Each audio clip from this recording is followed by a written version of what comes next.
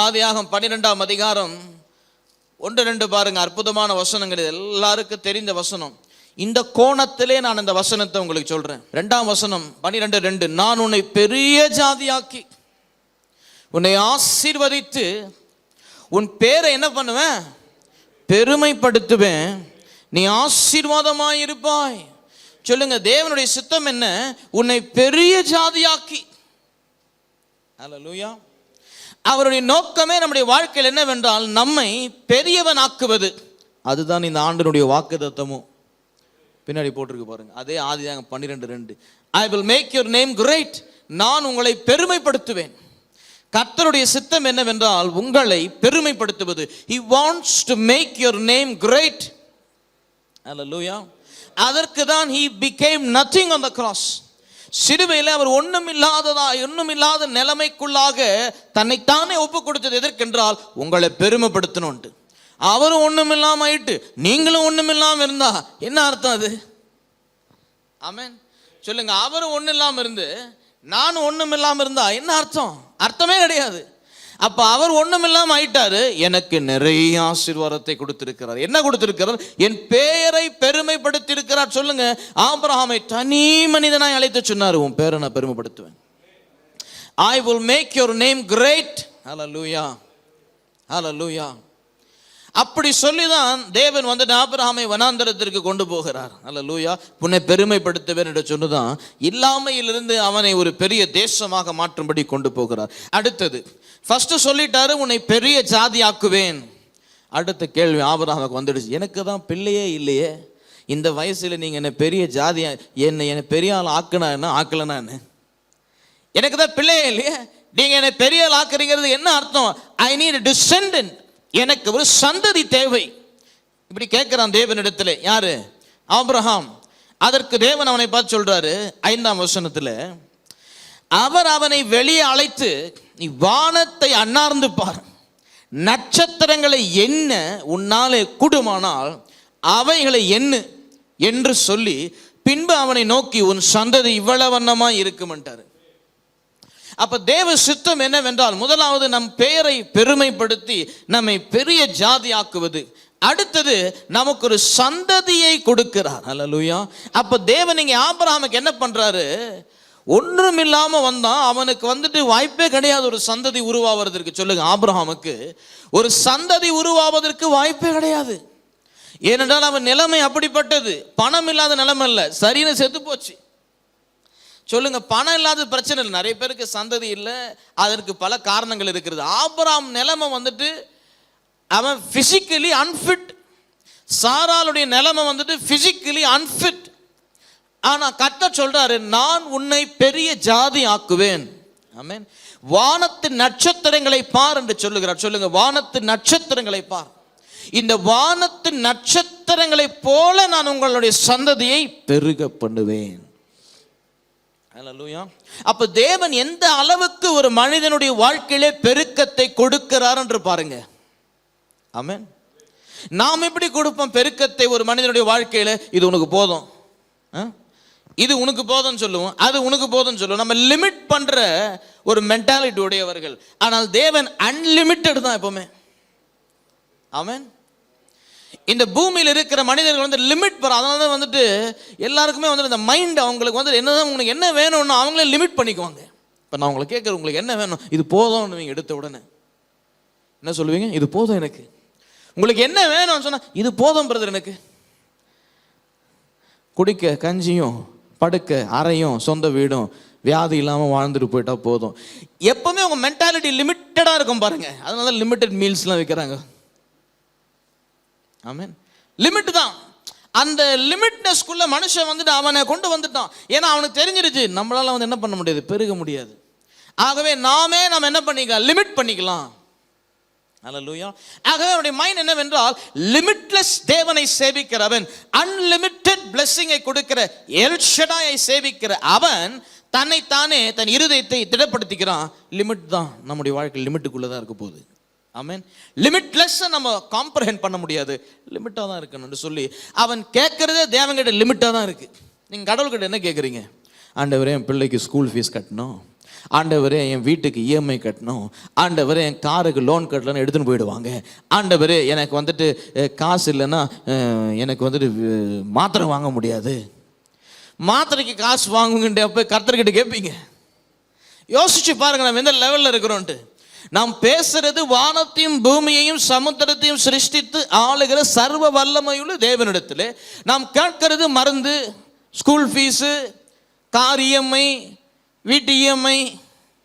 அப்போ தேவன் பார்ப்பார் பாருங்க, அவன் மைண்ட் எப்படி இருக்கு, ஒரு மனிதனுடைய மைண்டு சுருங்கி போயிடுச்சு. ஒருத்தர் சொன்னார் பாருங்க, அப்படிதான் ஜென்ரல் நாலேஜ் இது. மனிதன் தன்னுடைய மூளையை வந்துட்டு 100% அதில் ஒரு 5% கூட யூஸ் பண்ணுறது கிடையாதான். யூஸ் பண்ணுறதே கிடையாதான்.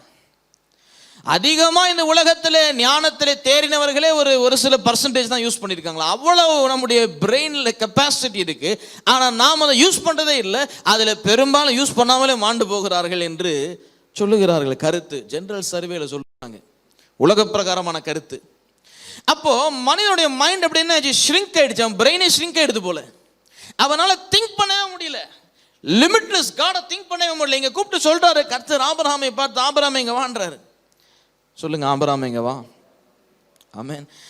அவைகளை என்ன சொன்னார்? வானத்தை அண்ணாந்து பார், நட்சத்திரங்களை என்ன உன்னாலே கூடுமானால் அவைகளை என்ன என்று சொல்லி பின்பு அவைகளை நோக்கி உன் சந்ததி இவ்விடமாய் இருக்கும்.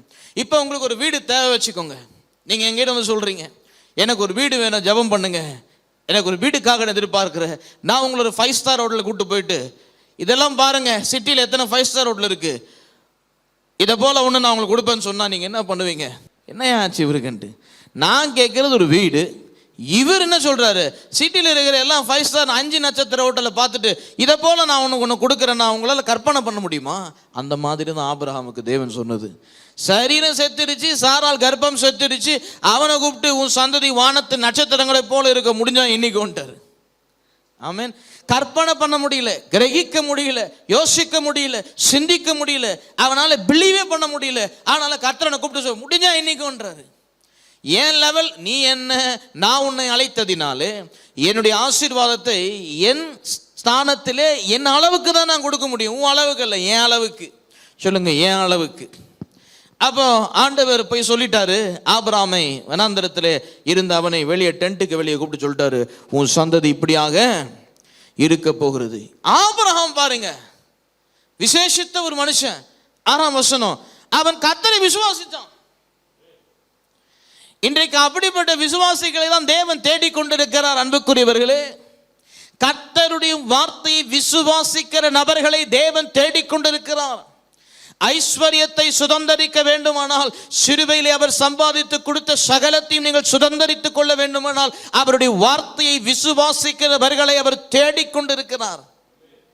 அவரை எதிர்த்து பேசுகிறவர்களை அல்ல, அவரிடத்திலே குறை சொல்லுகிறவர்களை அல்ல, அவரிடத்திலே கண்ணீர் வடிக்கிறவர்களை அல்ல, அவர் சொல்லுகிற வார்த்தையை சொன்னபடி செய்ய வல்லமையுள்ளவர் என்பதை விசுவாசிக்கிறவர்களை அவர் தேடிக்கொண்டிருக்கிறார். நீ விசுவாசிப்பாயானால் தேவனுடைய மகிமையை காண்பாய். If you believe, you will receive. Hallelujah.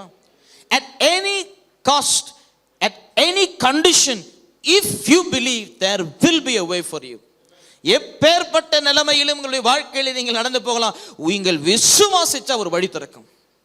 செத்தவனே எழுந்து உட்காந்துருவான் விசுவாசிச்சா. அதற்கென்று ஒரு தனி ரூட் இருக்கு, அது ஒரு விவிஐபி என்ட்ரி மாதிரி.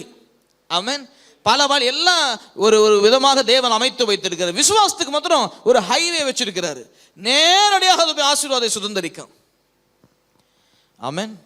உங்களுடைய நிலைமையெல்லாம் பிரச்சனையே கிடையாது. சொல்லுங்க, என் நிலைமையெல்லாம் கர்த்தருக்கு பிரச்சனையே கிடையாது. அது அவருக்கு ஒரு பெரிய பொருட்டும் கிடையாது. அவன் கர்த்தரை விசுவாசித்தான், அதை அவர் அவனுக்கு நீதியாக எண்ணினார். It is considered as righteousness. அதாவது God considering man's faith as righteousness. இந்த காரியத்தை ரொம்ப நல்லா கவனிங்க.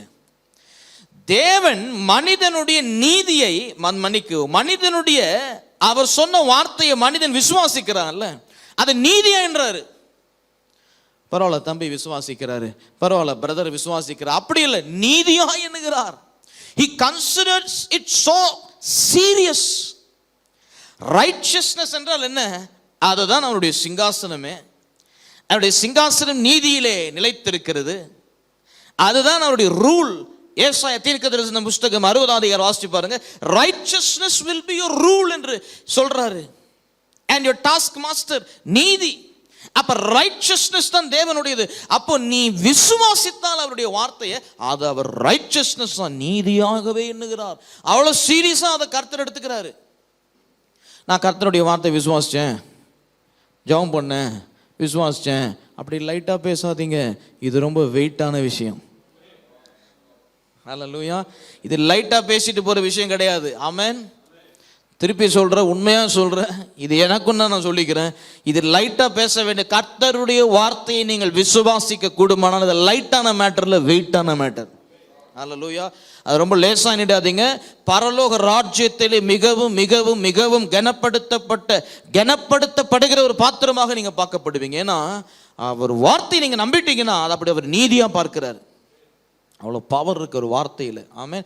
அதாவது ஒரு வார்த்தையை நம்பணும். அப்படியே நம்பிட்டு கொஞ்ச நேரம் நம்பிட்டு அப்புறம் வேற மாதிரி பேசுறது கிடையாது. ஆமென். நம்பிட்டே இருக்கணும் ஒரு வார்த்தையை. அல்லேலூயா. நம்பிக்கையோடே இருக்கணும். செத்த நிலமானால் நம்பிக்கிட்டே இருக்கணும். அது உயிரடைய செய்வார். ஆபிரகாம் செஞ்சார், அப்படி உயிரடைய செய்வார். ஆபிரகாம் பெருக பண்ணினார், அப்படி செஞ்சிடுவார். அப்போ அதை நீதியாகவே அவர் பார்க்கிறார்.